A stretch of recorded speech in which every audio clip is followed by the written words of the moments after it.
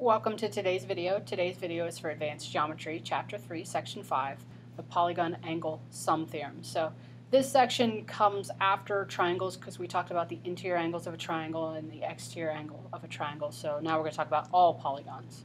Okay. So first we have a definition of a polygon. A polygon is a closed plane figure with at least three sides that are all segments. So all the sides have to be segments, but it has to have at least three sides. And the sides intersect only at their endpoints, and no adjacent sides are collinear. So the first example, this one is a polygon. The second one, this one is not, and the reason why is it's not closed. And the third one is also not because it intersects at points that are not endpoints. So intersects at non-endpoints.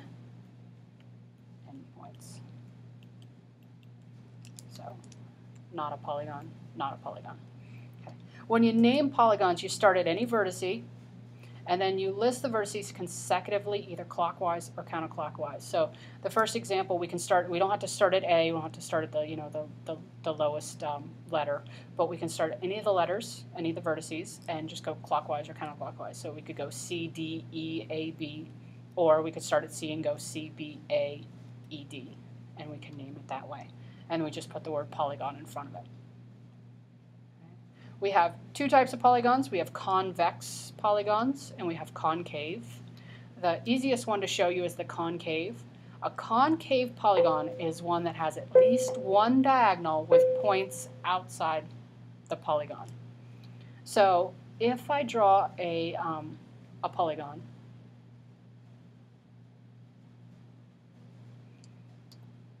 and most of you think of concave as being caving in, and that's exactly the way you can think about it.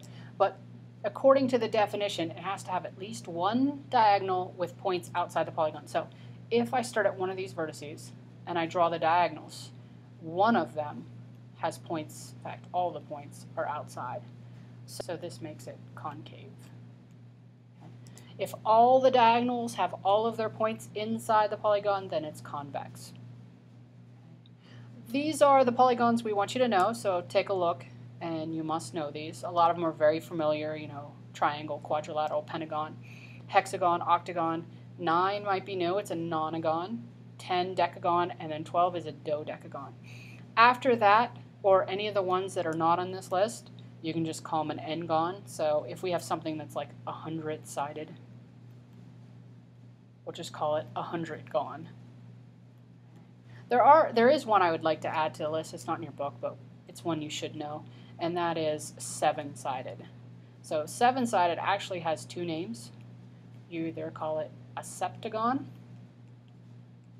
or some people call it a heptagon. And either of those is valid for a 7-sided figure.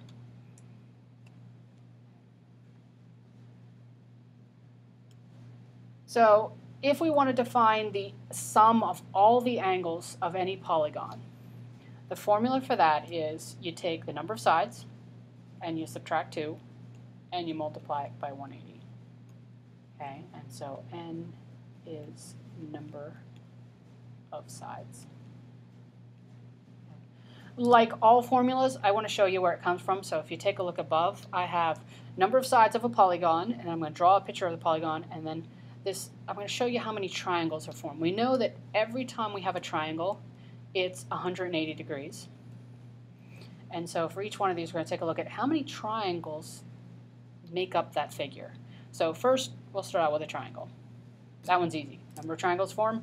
1, which means it's 180 degrees. Now, if I draw any quadrilateral, and I go to one of the vertices, any vertice, and I draw just the diagonals from that vertice, you'll see what I get are triangles.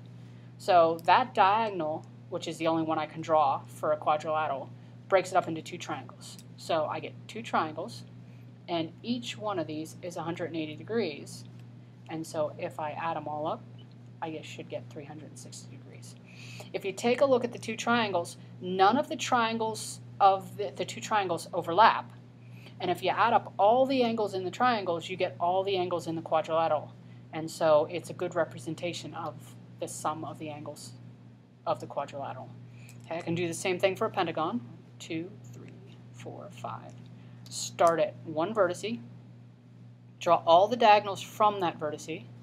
You can never draw diagonals to the adjacent vertices. You can only draw them to the non-adjacent ones. So what I get is 2 diagonals, which split it up into 3 triangles. So I get 3 triangles.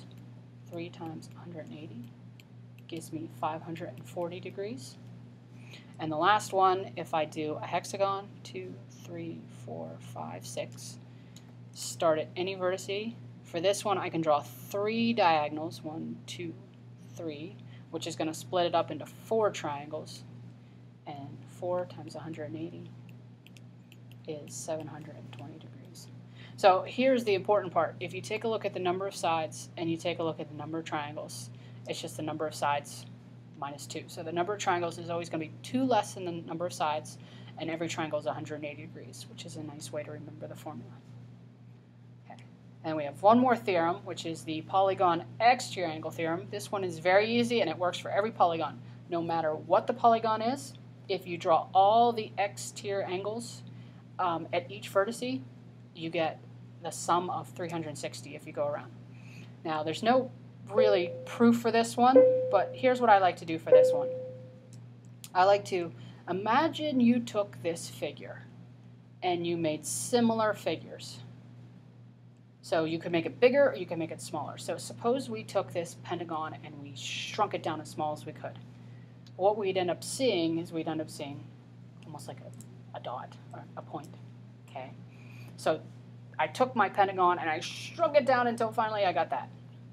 Well, all the angles will still be the same, and they're still going to come off. You know, like angle 3 is going to be like right here, and then angle 4 is going to come down this way, and angle 5 will be like that. Angle 1 will come up here, and then the last angle is angle 2. So what we get is we get 3 would be here, 4 would be there, 5 would be here, and then we've got 1 and 2. So if you take a look at that, all I did was I shrunk it down, and now you can see it almost got like a pinwheel, and all the angles of a circle add up to be 360, so you can see that if I add up all those angles, I'm going to get 360. Okay?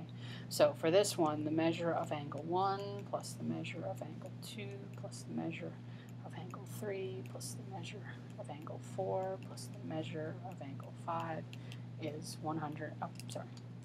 360 degrees. And that works for any polygon. It doesn't matter what it is. You can always shrink it down, and what you're going to end up getting is a circle 360 degrees around. Okay? And then we end with 3 definitions. If a figure has all congruent sides, it's called equilateral. So we can have equilateral polygons.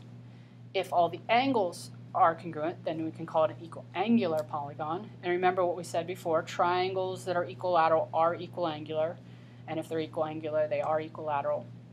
And then the last one we have is regular, is a polygon that is both equilateral and equiangular. So here's an example, a square. So if we have a square with 4 congruent sides and 4 right angles, this is a regular quadrilateral because all the sides are the same and all the angles are the same. But if I draw a rectangle, so rectangles, the opposite sides are congruent, and it still has 4 right angles. This would be equiangular, but not equilateral, so it would not be regular.